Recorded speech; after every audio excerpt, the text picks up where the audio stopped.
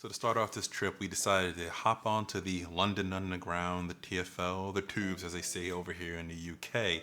And it was my first time riding this and it was really cool. It's very clean, very nice and actually pretty fast, but on certain stops you need to make sure to mind the gap, as you can see right there as we hopped on from one train to the next one and we make our way through the train station here up through the escalators, but they had a lot of those. But this led us right up to the London Eye, which was our main goal on this particular trip here, to check this out. And you can get some really great views. I'm shooting here on my S22 Ultra 8K, giving you that cinematic flavor here with it.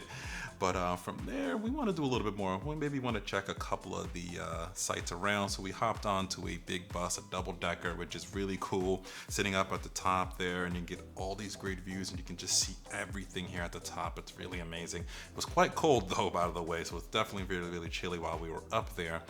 But as we were going along, we said, well, why don't we go visit the Queen while she's here, and while we're here, just stop by and say hi. So we made our way back down the London Underground to catch another tube here.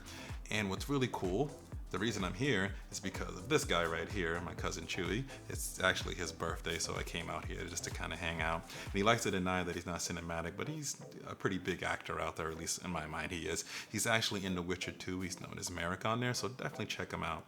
And he always knows where the camera is. Always. Now we catch the next tube here, and we're gonna head our way over to, I think, what they basically call, which is Queen's Park, which is right outside of Buckingham Palace. And we got to check out the ducks, flowers, you can see right here. It's a really nice park to really see. It's very spacious as well too, but eventually we made it all the way over to Buckingham Palace. Saw the soldiers that were there, and they did a little bit of the march and stuff. That was pretty cool, but unfortunately the Queen wasn't home, so we'll have to catch her the next time that I'm there.